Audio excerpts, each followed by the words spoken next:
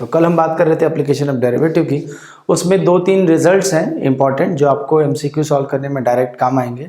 उसको मैं थोड़ा सा समराइज करके लिख देता हूँ। इंपॉर्टेंट रिजल्ट 2-3 रिजल्ट्स बस मैं लिखूँगा, तो उसमें से हम देख लेंगे ज़रा सा। ये रेड वाला ले लेता हूँ, ठीक है। इंपॉर्टेंट रिजल्ट सबसे पहला है, छोटा छोटा शॉर्ट में लिखेंगे, एवरी मोनोटोनिक फंक्शन,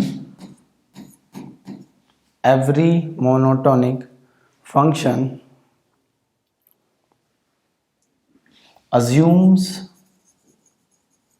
its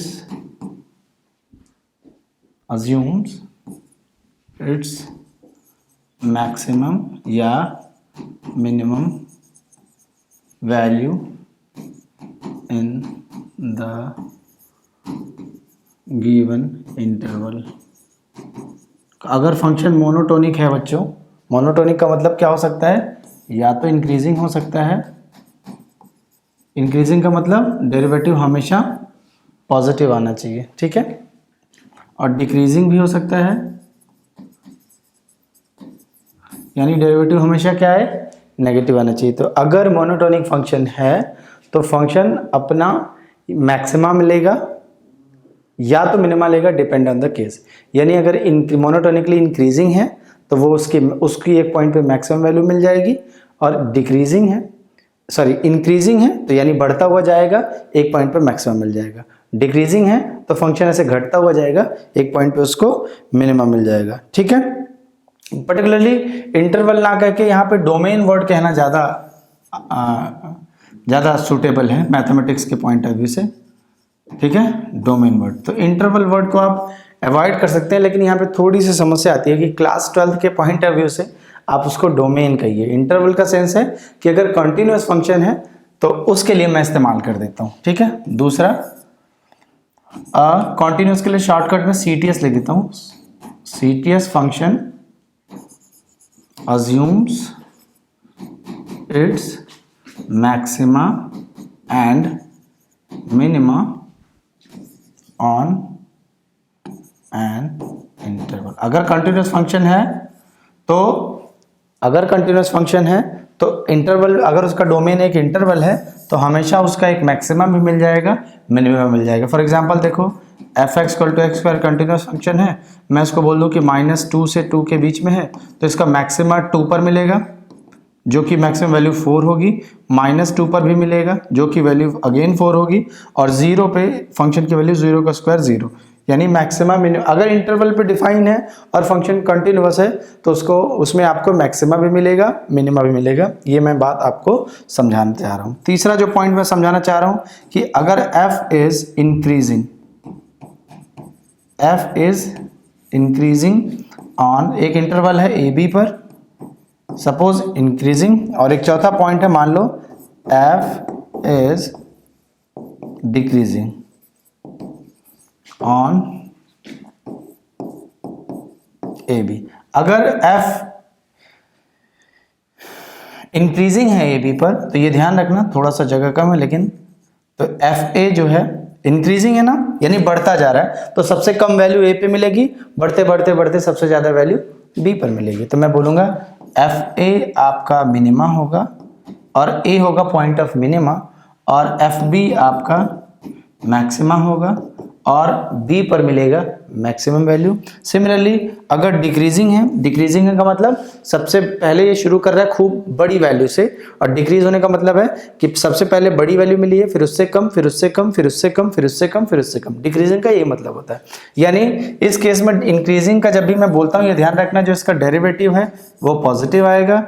इस केस में जब डिक्रीजिंग की बात बोलूंगा तो डेरिवेटिव नेगेटिव आएगा, ठीक है। तो हालांकि ये हमने करा है, लेकिन उसके थोड़ा सुविधा के लिए मैं आपको बार बार रिवाइज कराता चल रहा हूँ कि अगर आप इंक्रीजिंग है इस इंटरवल पर, ठीक है, और इंक्रीजिंग कैसे चेक करेंगे, डेरिवेटिव से तुरंत चेक कर सकते हैं। तो एफ ए मिनिमम मिलेगा, और कौन से पॉइंट पे मिनिमम मिल रहा है, यानी पहले ही पॉइंट पे आपको मिनिमम मिल जाएगा और मिनिमम वैल्यू एफ ए होगी। और लास्ट वाले इंटरवल के लास्ट वाले पॉइंट पे, जब भी इंटरवल की बात कर रहा हूं ध्यान रखना क्लोज इंटरवल होना चाहिए, दोनों साइड से क्लोज होना चाहिए। तो इंटरवल के लास्ट पॉइंट पे आपको मैक्सिमम मिल जाएगा। अगर डिक्रीजिंग है तो सबसे बड़ी वैल्यू से शुरू करके कम वैल्यू की तरफ जाएगा, तो ए पर सबसे बड़ी वैल्यू मिलेगी, तो मैं बोलूंगा एफ ए जो है आपका मैक्सिमा देगा, और वो maximum value point x equal to a डालने पे मिलेगी, और एफ बी जो है आपका मिनिमा देगा, और ये minimum value x equal to b put करने पे आएगी। इतनी सारी बातें हैं सिंपल से। इन सब पे मैं छोटा छोटा एग्जांपल आपको देना चाहूँगा। सबसे पहले इन्हीं पे मैं दे देता हूँ, इंक्रीजिंग और डिक्रीजिंग वाले पे, ये तीन, इन दो पे। जैसे मैंने बोला इंक्रीजिंग है तो एक पे मैक्सिमम मिलेगा, एक पे मिनिमम मिलेगा। जैसे एक एग्जांपल ले लो, जैसे मैंने बोला f x is equal to e to the power x है। आपको पता है कि इसका जो डेरिवेटिव होता है ये ई टू द पावर एक्स से आता है, और इसकी वैल्यू हमेशा पॉजिटिव होती है, तो इसलिए ये फंक्शन बन जाता है इंक्रीजिंग। ठीक है, तो मैंने कहा कि अगर मेरा एक फंक्शन डिफाइन है, कोई भी इंटरवल ले लो, सपोज मैंने ले लिया क्लोज इंटरवल लेना है 0 से 5, तो इसमें आपको जान लो कि x को इंक्रीजिंग है तो x इक्वल टू 0 पे आपको सबसे कम वैल्यू मिलेगी, यानी मिनिमम मिलेगा। और वो मिनिमम वैल्यू कैसे निकालेंगे, f0, यानी ये fx e पावर x है, तो f0 equal to e to the power 0, यानी इसकी मिनिमम वैल्यू क्या आएगी, 1 आएगी, और इसकी जो मैक्सिमम वैल्यू आएगी वो x, इस पर मिनिमम, इस पर मैक्सिमम, कितना आ जाएगा, x इज इक्वल टू 5 पे हमें मैक्स मिल जाएगा, और वो वैल्यू कितनी होगी, f के अंदर 5 पुट करेंगे, यानी e टू द पावर 5। समझ में आ रही बात। यानी अगर इंक्रीजिंग फंक्शन अगर हमने लिया है और एक क्लोज इंटरवल लिया है, तो पहले पे ही आपको मिनिमम मिल जाएगा और वैल्यू इतनी है, और दूसरे पॉइंट पे यानी इंटरवल के लास्ट पॉइंट पे मैक्सिमम वैल्यू मिलेगी और वो मैक्सिमम वैल्यू इतनी है। ठीक है, अगर मैं बोलूं कि डिक्रीजिंग फंक्शन है, सपोज ये मैंने इंक्रीजिंग के लिए लिया पॉइंट नंबर 3 पे, पॉइंट नंबर 3 अभी मैंने बात की थी, ये देखो पॉइंट नंबर जो 3 है मेरा इंक्रीजिंग के लिए। पॉइंट नंबर 4 में मैंने बोला कि अगर डिक्रीजिंग फंक्शन है, डिक्रीजिंग फंक्शन में पहले पॉइंट पे आपको मैक्सिमम मिलेगा और लास्ट वाले पॉइंट पे आपको मिनिमम मिलेगा। कैसे मिलेगा समझ लेंगे इसको। सपोज मैं एक और क्वेश्चन एक और ले लूं, जैसे f x is equal to e to the power minus x, और इंटरवल मैं ले लेता हूं अगेन 0 से 5। अब यहाँ पे जरा इसको देखो, इसका डेरिवेटिव निकालो, एफ डैश एक्स क्या आएगा, minus e to the power minus x. आपको यह पता है कि ये वाली वैल्यू तो हमेशा पॉजिटिव होती है, लेकिन डेरिवेटिव में जो माइनस बाहर की तरफ आ गया तो पॉजिटिव, ये वो पूरी वैल्यू पॉजिटिव इंटू नेगेटिव, तो ओवरऑल इसका साइन क्या आ गया, नेगेटिव। तो मैंने बताया आपको इसका साइन नेगेटिव है, डेरिवेटिव का साइन नेगेटिव आ गया, यानी ये फंक्शन क्या हो गया, डिक्रीजिंग। और ग्राफ से भी इसको मैं दिखा सकता हूं, जैसे इस वाले के अभी इस पे मैं आ रहा हूं, सपोज मैंने एक पॉइंट नंबर 1 में मैं इसको समझाने की कोशिश कर रहा हूं, पॉइंट नंबर 2 में तो मैं जरा सा यहाँ पे एक ग्राफ दिखाना चाहूँगा। जैसे मैं e to the power x का ग्राफ बना दूँ, कैसे है ये, ऐसे है, ये बढ़ता जाएगा। ठीक है, मैंने अभी लिया था x इज इक्वल टू 0 से लेकर के x इज इक्वल टू 5, तो आपको दिख जाएगा फंक्शन बढ़ता हुआ जा रहा है। तो यहाँ पर सबसे कम वैल्यू, फिर उसके बाद x इज इक्वल टू 5 पर सबसे ज़्यादा वैल्यू। तो यहाँ पर x 5 रख रहे हैं क्योंकि ये फंक्शन क्या है, ये फंक्शन है y is equal to e to the power x।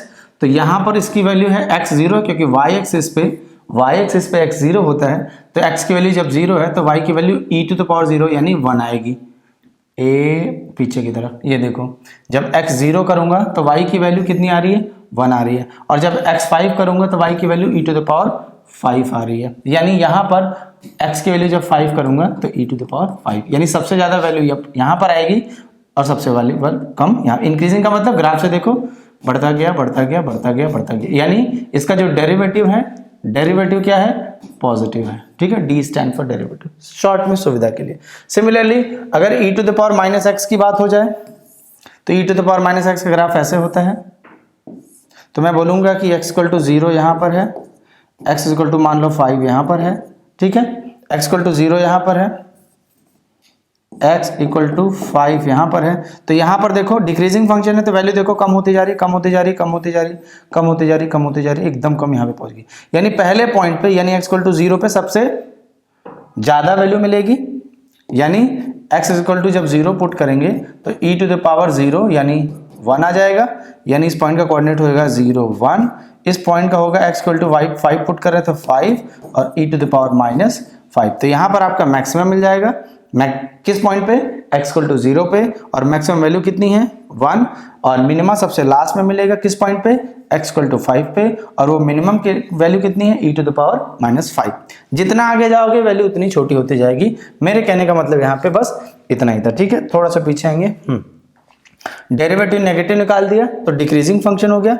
जब डिक्रीजिंग फंक्शन हो गया तो आप समझ लो यहाँ पर हमें मैक्सिमम वैल्यू मिलेगी और यहाँ पर हमें मिनिमम वैल्यू मिलेगी, और मैक्सिमम वैल्यू मिलेगी x इक्वल टू 0 पुट करने से। तो x इक्वल टू 0 इसमें जरा पुट करो तो क्या आ गया, f of 0 equal to e to the power 0, e to the power 0 की वैल्यू 1, और 5 का मतलब x इक्वल टू 5 पुट करो तो e टू द पावर -5। तो ये जो मिनिमम वैल्यू मिली है वो x इक्वल टू 5 पुट करने पे मिली है, और जो मैक्सिमम वैल्यू मिली है वो x इक्वल टू 0 पुट करने पे मिली है। तो जो मैं आपको बात समझाने की कोशिश कर रहा हूँ कि अगर इंक्रीजिंग फंक्शन एक इंटरवल में डिफाइन है तो सबसे पहले वाले पॉइंट पे आपको मिनिमम मिल जाएगा, इंटरवल के सबसे लास्ट वाले पॉइंट पे आपको मैक्सिमम मिल जाएगा। क्लोज इंटरवल होना चाहिए, ध्यान रखना, ओपन रहेगा तो मैक्सिमम मिनिमम एग्जिस्ट नहीं करेगा अगर कंटिन्यूस फंक्शन है तो, ठीक है। और उसके बाद अगर डिक्रीजिंग फंक्शन है, क्लोज इंटरवल में डिफाइन है, तो सबसे पहले वाले पॉइंट पे आपको मैक्सिमम मिल जाएगा और सबसे लास्ट वाले पॉइंट पे मिनिमम मिल जाएगी। इतनी ही चीज़ है। अब यहाँ पर मैं बहुत ज़्यादा डिटेल में इसके बारे में चर्चा इसलिए नहीं कर रहा हूँ क्योंकि हमारे पास MCQ की लिस्ट है 30-35 MCQ, जिसमें सारा NCERT का लेवल और CUET एग्जाम का लेवल सारा उसमें कवर हो रहा है। तो मैं यहाँ पे केवल थ्योरी समझाने के लिए ये सब बातें कर रहा हूँ, तो इसलिए मैं यहाँ पे डिटेल में जाने की कोशिश नहीं करूँगा। आई होप कि आपको थ्योरी थोड़ी सी पकड़ में आ रही होगी, इसलिए मैं इस पर डिटेल में चर्चा नहीं कर रहा हूँ, ठीक है। नेक्स्ट हम जरा से देख लेते हैं कि मैक्सिमम मिनिमम निकालने के लिए जो हमारा फर्स्ट डेरिवेटिव टेस्ट होता है उस पर हम बात करेंगे। एक और इंपॉर्टेंट रिजल्ट इसमें और है, 3-4 हमने बात की है, एक और है तो उसको भी जरा सा हम देख लेते हैं कि क्रिटिकल पॉइंट क्या होता है, क्रिटिकल पॉइंट किसको कहते हैं, ठीक है। तो एक NCERT का ही रिजल्ट है, पॉइंट नंबर जहां से हम देख रहे हैं, एक सेकेंड, हमने इसको 1 2 3 4, एक पॉइंट नंबर 5 भी कर लेते हैं हम। Point number 5, let f be a function defined on an interval I। अब I एक इंटरवल है, ठीक है, जनरली मैं क्लोज इंटरवल ही लूंगा, ठीक है। अच्छा, डेरिवेटिव के सेंस में देख रहे हैं, सॉरी, इसको मैं ओपन इंटरवल लूंगा, डिफाइन एंड ओपन। ये NCERT का रिजल्ट है बच्चों। NCERT में अगर मैं आपको टॉपिक मेंशन कर दूं तो ये थ्योरम 2 है, थ्योरम 2 है इस चैप्टर का, थ्योरम 2 NCERT। तो कोई ऐसी चीज़ मैं आपको नहीं बता रहा हूँ जो NCERT के बाहर है, और ये आप ध्यान रखना कि कोई ऐसा क्वेश्चन नहीं आएगा जो NCERT के लेवल के बाहर का हो, ठीक है।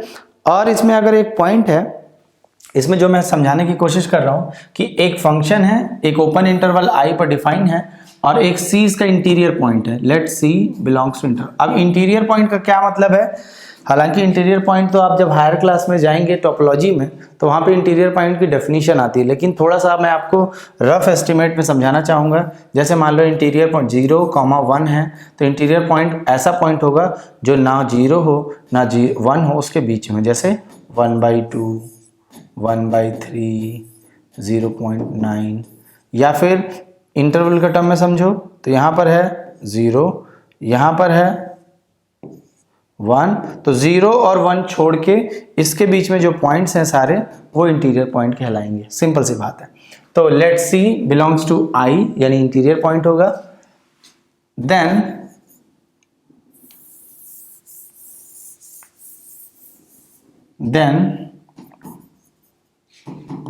if at x equal to C we have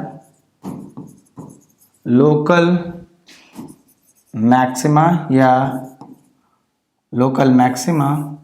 या मिनिमा, देन दो केस हो सकता है। अगर किसी इंटीरियर पॉइंट पे लोकल मैक्सिमा मिल रहा है या लोकल मिनिमम मिल रहा है, तो दो केस हो सकते हैं। पहला, then either f dash c equal to 0, या तो उस पॉइंट पे डेरिवेटिव मिल जाएगा, और एफ डैश सी